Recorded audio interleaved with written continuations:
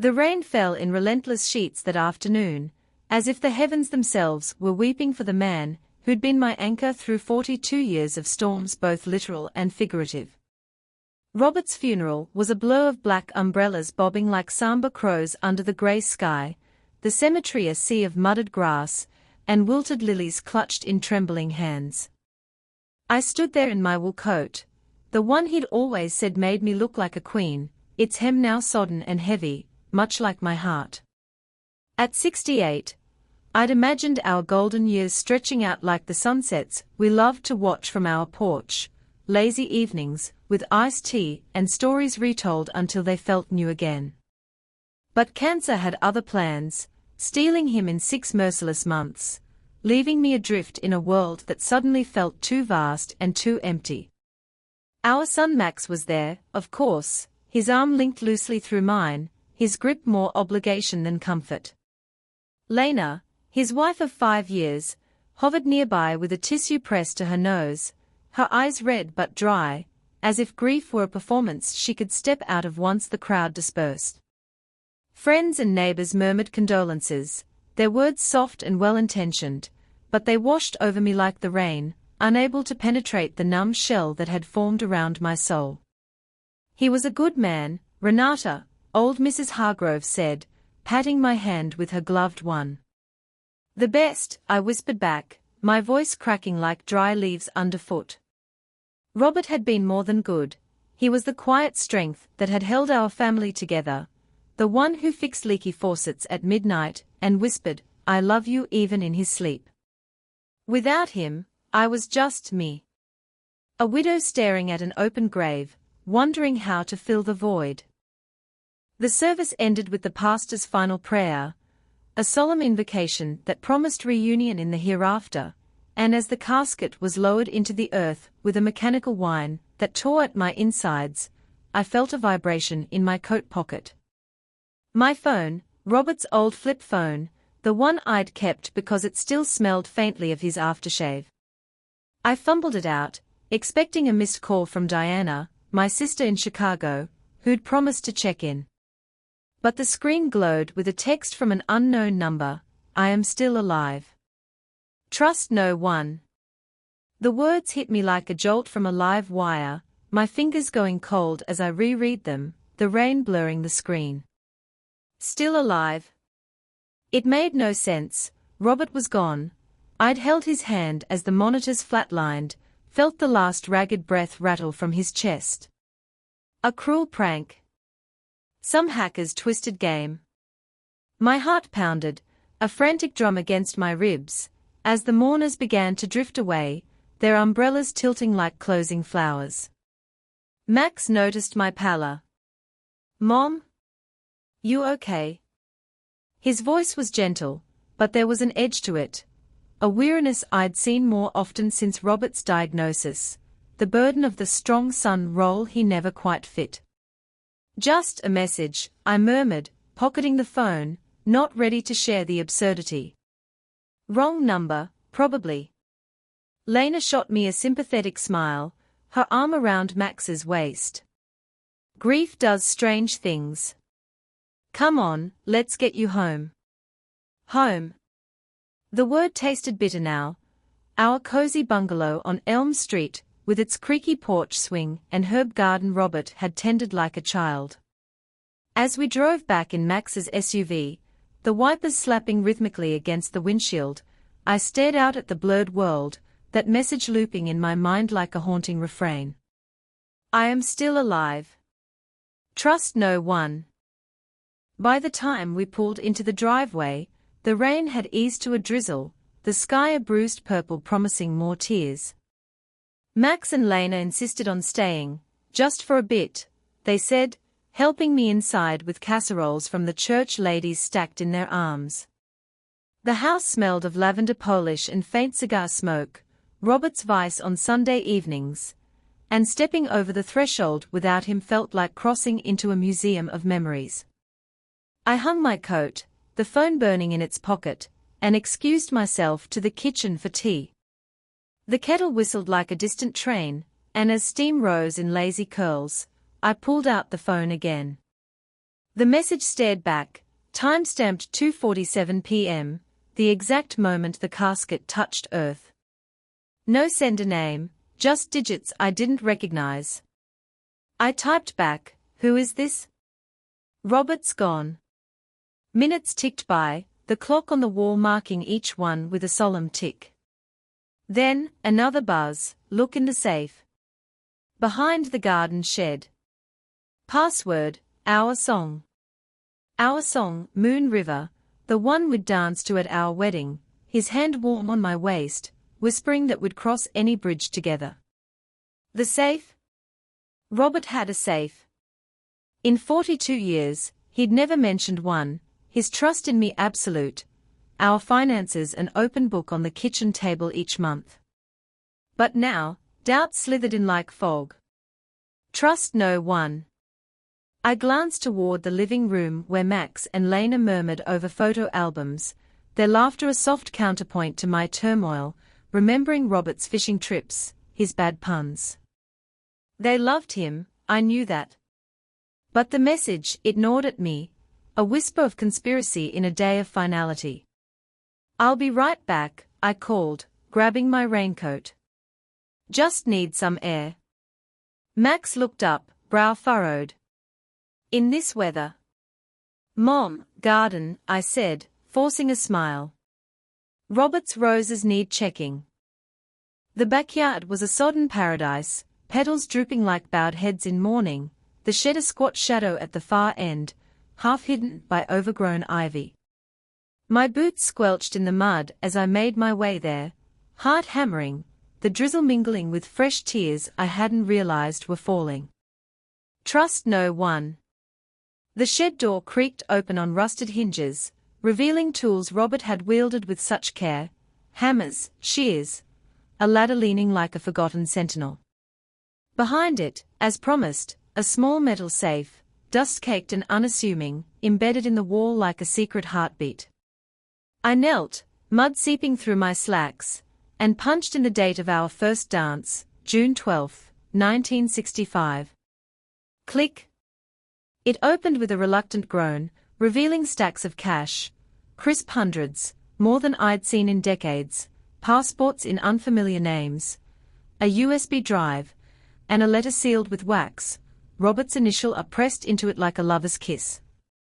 My hands shook as I broke the seal, unfolding the paper yellowed with age, but ink fresh as yesterday. "My dearest Renata," it began, his script looping elegantly, the one that had penned love notes on napkins. "If you're reading this, the worst has happened. Not my death, that was always coming, but the truth I've hidden to protect you. I'm not who you think. The money, the life we built, it's from shadows I can't escape. There's a key in the kitchen drawer, under the linens. Use it only if they come for it. Trust no one, not even our blood. I love you beyond words. Forgive me. Robert." Shadows. The word chilled me to the bone, conjuring images of men in dark coats, whispers in alleyways. Robert, a high school teacher, a deacon at church, the man who'd coached Max's little league team with boundless enthusiasm. What shadows could he harbor? I clutched the letter to my chest, the rain now a steady patter on the shed roof, muffling the world outside. Footsteps squished in the mud, Max, calling my name. "Mom? You out here?" Panic surged, hot and primal. Trust no one. I shoved the safe's contents into my coat, cash bundled tight, passports tucked in my waistband, USB in my pocket, and closed the door with a soft snick. Emerging, I plastered on a smile, mud-streaked and disheveled. "Just remembering," I said, voice wavering. He eyed me strangely, that same weariness flickering. "Lena made tea. Come inside before you catch cold." Inside, the warmth was stifling, Lena's casserole steaming on the stove, her eyes bright with concern, or was it calculation? "You look like you've seen a ghost," she said, handing me a mug. "Ghost?" Robert's words echoed, "I am still alive." I sipped the tea, scalding my tongue, and excused the tremor in my hands as chill. That night, after they left with promises to return tomorrow, "We can't leave you alone, Mom." I locked every door, the new key from the drawer, a slender brass thing, ornate and old, burning in my palm. It fit the lockbox under the floorboards in our bedroom, pried up with a butter knife in the dim lamplight. Inside, more revelations, ledgers of deposits from anonymous sources, photos of Robert in a fedora and trench coat, younger, sharp-eyed, shaking hands with men whose faces I didn't know, but whose eyes held the cold gleam of power. A final note, taped to the bottom, "The money is blood money. Hide it. Run if they ask. Our song will guide you." I curled up on the bed, Robert's side still indented from his weight, the pillows carrying his scent, and sobbed into the darkness. Not just for his loss, but for the life we'd lived, a beautiful lie, woven from threads of deception I'd never suspected. Who was they? Why now, on the day we buried him? Sleep came fitfully, haunted by dreams of Robert rising from the grave, his hand outstretched, whispering "Trust no one," as shadows closed in. Dawn broke grey and unforgiving, the house too quiet without his morning coffee ritual, the gurgle of the percolator, his humming off-key to the radio. I rose, eyes swollen, and checked the phone. Another message, "Go to the old mill by the river. Noon. Come alone." The old mill, our spot in youth, where he'd proposed under a canopy of willows, the river murmuring secrets. My stomach knotted. A trap? Or Robert's ghost, reaching from beyond? I dressed in layers, the cash hidden in a hollowed Bible, ironic, given his faith, and slipped the key into my necklace, a pendant now heavy with secrets. Max called as I backed out of the driveway. "Mom, Lena and I are coming over later. We need to talk about the house, the will." The will. Robert's lawyer had mentioned it briefly at the funeral, simple affairs, everything to me, then maximum. But now, trust no one. Later, I said, voice steady despite the quake inside. Errands first. The drive to the river wound through autumn-leached woods, leaves carpeting the road like fallen soldiers. The mill loomed at the end, a skeletal relic of the town's industrial past, vines choking its stones, the river below churning with indifferent fury. Noon struck as I parked, the bell tower in town a distant toll. No one in sight. I stepped out, boots crunching gravel, the air sharp with damp earth and decay. "Hello." My voice echoed hollowly. Then, from the shadows of the doorway, a figure emerged, not Robert, but a man, mid-40s, lean as a blade, dressed in a wool overcoat that spoke of cities far from our sleepy town. His eyes, dark, piercing, locked on mine, and for a heartbeat, I saw Robert in them, the same quiet intensity. "Mrs. Richter." His voice was low, accented faintly, Eastern European. "You came. Who are you?" I demanded, hand clutching the pendant key, ready to flee. He raised palms in peace, stepping into the light. "A friend. Victor. Robert worked with me before." Before. The word hung, heavy as the fog rolling off the river. "He sent the message." Victor nodded, expression grim. "From me, on his instructions. Contingency. If he died suddenly, you'd get the signal." Suddenly. The cancer had been sudden, yes, but what does it mean? The safe, the money, blood money. Victor's gaze softened, a flicker of regret. Robert wasn't just a teacher. Decades ago, he was involved. Smuggling, artifacts, documents, during the Cold War. He got out, but the organization never forgets. The money was payoff for silence, hidden to keep you safe. But now, with him gone, they think he told you everything. They'll come for the ledgers, the proof. My knees buckled. I leaned against the mill's wall, moss cool under my fingers. They? Who? Men who don't forgive loose ends. Your son, Max, he's in danger too. They approached him weeks ago, after Robert's diagnosis worsened. Offered money for information. Max? My boy, with his easy smile and carpentry hobby, entangled in this. He wouldn't, he did, Victor said gently. Not knowing. Thought it was debt collectors, old gambling from college. But it's them. The message, trust no one, was for all of us. Including family. The world tilted, betrayal a sharper pain than grief. Max, my rock through chemo nights, hospital vigils, selling secrets for cash.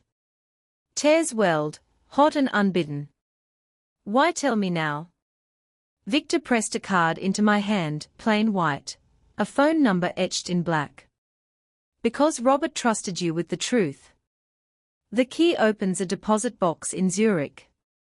Clean money, untainted, enough for you and Max to start over, if you warn him. But go tonight. Train to the city, then airport. I'll handle the rest. He vanished into the mist as quickly as he'd appeared, leaving me with the river's roar, and a heart fracturing anew. Trust no one.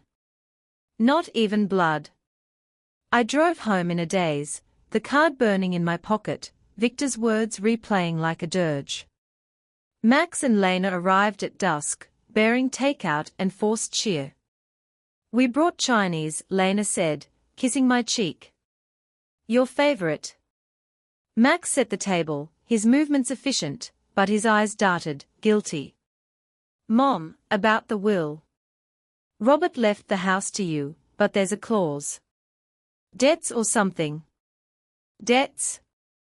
The word from Victor's lips echoed. I watched him, searching for the boy who'd built forts in the backyard, now a man entangled in shadows. Dinner was a charade, chopsticks clinking, conversations skirting the edges of pain. Remember Dad's stories? Max said, smiling at Lena. About the war, spies and such. He always made them sound real. Spies. My fork paused mid-air. Did he ever talk about old friends? From before us? Max's smile faltered. Not really. Why? Just thinking, I murmured, heart aching. After they left, promising to return for paperwork, I packed a single bag, photo albums, Robert's watch, the hollow Bible with its deadly cargo. The key around my neck felt like a noose, but also a lifeline. Midnight found me at the train station, ticket to the city clutched like a talisman, the platform empty save for a vagrant huddled under newspapers. As the train rattled to life, I texted the number, it's Renate. Going? Reply instant, good. Zurich instructions en route. Protect the boy. The boy, maximum. I dialed him from a burner phone. Victor had slipped into the safe. Mom? It's late, listen, maximum. The men who approached you, don't trust them. Dad's past, it's dangerous. Meet me in the city tomorrow. Greyhound Station, noon. Come alone. Silence, then a choked mom, what, trust me. Like Dad would want. I hung up, tears streaming as the train plunged into darkness, carrying me from the life I'd known. Days blurred into a haze of airports and aliases, the passport in Robert's name, forged. Legit, getting me through customs to Zurich's crisp autumn air. The deposit box yielded what Victor promised, bonds, gold, a letter from Robert dated a week before his death. If you're here, forgive the lies, my love. It was to keep you safe. Use this for joy, not fear. Sing our song under the stars. I wept then, in the vault's sterile silence, for the man who'd built walls of deception around our love, yet filled them with light.